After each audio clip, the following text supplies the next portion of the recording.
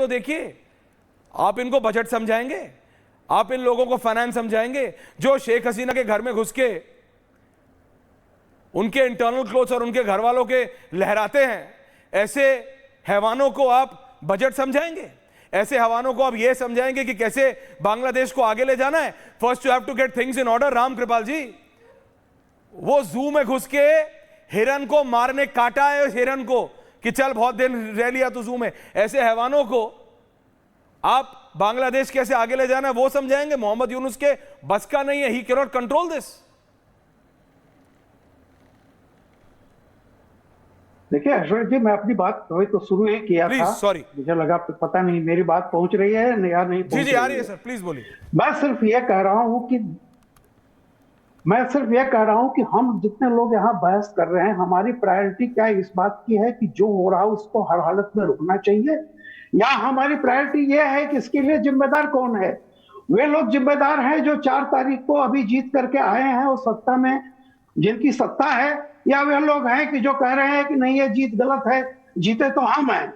छोड़िए इस बात को। मैं देख रहा हूं कि पिछले 4-5 दिनों से जब से यह घटनाक्रम हुआ है, वही अवामी लीग थी जब बंग बंधु की थी, मैंने 71 में भी देखा था सर। यही बीजेपी, सारे लोग जब तक तो जलसे हुआ करती थी, एक सुर से सब कहते थे कि इंदिरा गांधी के साथ हैं। अब पता नहीं उन्होंने इंदिरा इज इंडिया जो वाजपेयी जी ने क्या दुर्गा कहा था या नहीं कहा था, लेकिन एक चीज थी कि पूरा देश सारी चीजें भुला करके इस बात पर था कि बिल्कुल आगे बढ़ो। आज मुझे लगता है कि यह होना चाहिए था।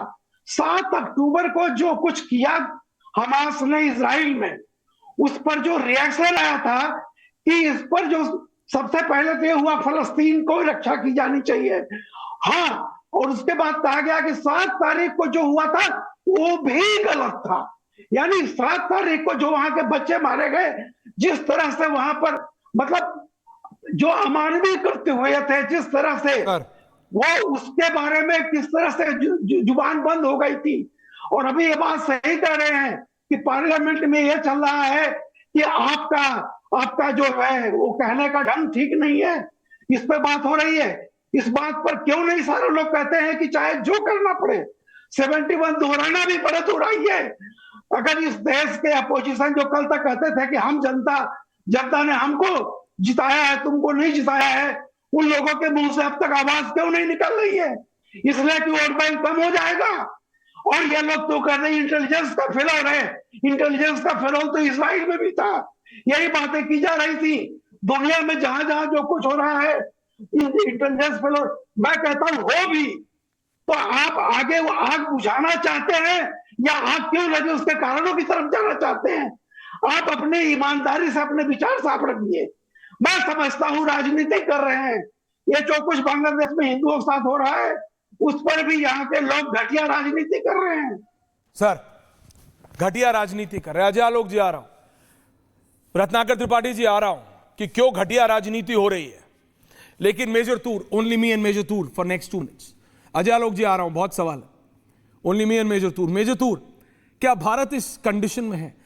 Do we have the capacity? क्या हमारे पास वो क्षमता है कि हम 1 करोड़ 80 लाख हिंदुओं को बचा सकते हैं बांग्लादेश में? और जिस तरह की ये इस्लामिक एक्सट्रीमिस्ट ताकतें बांग्लादेश पे, मैं मानता हूं कि सत्ता पे काबिज हो चुकी हैं, how do we control it? Pakistan का बॉर्डर हमारा सील्ड है, बांग्लादेश का बॉर्डर पोरस बॉर्डर है सर, पोरस बॉर्डर है। और तो और छोड़िए, इंस्टाग्राम के जो इन्फ्लुएंसर्स होते हैं, इन्फ्लुएंसर्स होते हैं, उन्होंने बॉर्डर पार करके दिखाया, देखो वो अपना सेल्फी ऑन रख कर, देखो मैंने बॉर्डर पार किया, देखो मैं इंडिया आया, शॉपिंग की, कपड़े खरीदे, वापस चला गया, नो वीजा नथिंग। इतना पोरस है भारत और बांग्लादेश का बॉर्डर। ऐसे में एक अगर इंस्टाग्राम का इन्फ्लुएंसर आ सकता है, तो टेररिस्ट या ऐसे इस्लामिक एक्सट्रीमिस्ट तो मतलब कितने आ सकते हैं major Toor? I don't know, it's scary.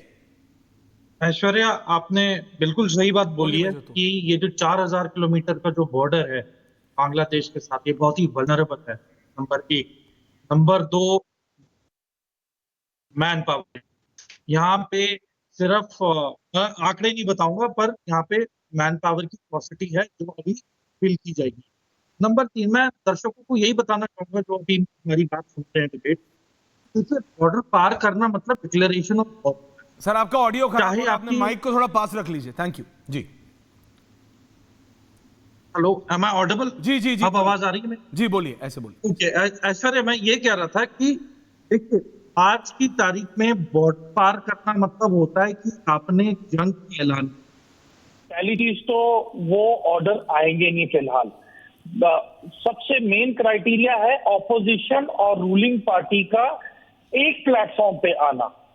और अगर काफी मनाने के बाद भी अगर कांग्रेस इस बात को लेकर सीरियस नहीं है बातचीत के लिए पार्लियामेंट में, तो फिर रूलिंग पार्टी के पास पूरा हक है अपना डिसीजन लेने के लिए unanimously and independently without consultation of Congress.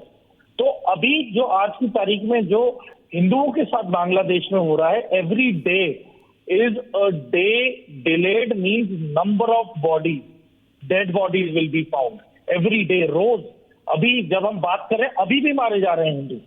तो हमारे पास वक्त बहुत कम है, या और हमें यूएन को अपील करनी चाहिए इमीडिएटली, और रेड क्रॉस को भी एक्टिवेट करना चाहिए कि इमीडिएटली ऑन ग्राउंड उतरे और सिचुएशन का जायजा लें। क्यों? क्योंकि बांग्लादेश आर्मी ने ये होने दे रही है, वो नहीं, होने दे रही है, इसमें मुझे कोई डाउट नहीं है, होने दे रही है। It is a orchestrated planned radicalised movement. इसलिए मैं कह रहा हूं यूएन के पास जाने का कोई फायदा नहीं। I called UN as a selfie point. देखिए, यूएन में जाके लोग सेल्फी खींचते हैं झंडे के नीचे, वो बगल में नदी है जो उसके बगल में, और नीचे जाके शॉपिंग करते हैं बेसमेंट में। संयुक्त राष्ट्र में इससे ज्यादा कुछ होता नहीं है। Can I have everyone, my complete panel on air please. Ratnakar Tripathi ji, Bharat में बांग्लादेश में जो हो रहा है उसको लेके घटिया राजनीति क्यों हो रही है? हम सब एक साथ नहीं आ सकते क्या इसमें? And then why can't we act on this? या यही चलता रहेगा, तू मेरे साथ नहीं है, मैं तेरे साथ नहीं हूं, वहां 1,80,00,000 हिंदुओं को मारा जाएगा जैसे पाकिस्तान में लगातार मारा जाता है। हम यही बोलते रहेंगे क्योंकि मोदी और शाह आ रहे हैं इसलिए सीएए और एनआरसी नहीं है। अभी आप मुझे बता दीजिए कि ये 1,80,00,000 हिंदू बांग्लादेश से आएंगे या आने चाहिए क्या नहीं? कांग्रेस का क्या स्टैंड है त्रिपाठी जी? नहीं आने चाहिए, इनको नहीं बचाना चाहिए? त्रिपाठी जी, रत्नाकर जी। देखिए, मैं इतनी देर से सबको सुन रहा हूँ जी, आपको भी माननीय सुनेंगे। रामकृपाल जी की सुई तो बार बार जाके गाजा पे ही रुक जाती है, गोया सरकार चला रही हो कांग्रेस। और जो रामकृपाल जी बोल रहे थे, अटल जी ने जब अभिनव चंडी दुर्गा बोला तो तब बोला जब इंदिरा गांधी जी ने एक्शन लिया। सरकार नॉन एक्शन मोड पे है और मेजर तूर अजय आलोक और रामकृपाल जी को ऑब्जेक्ट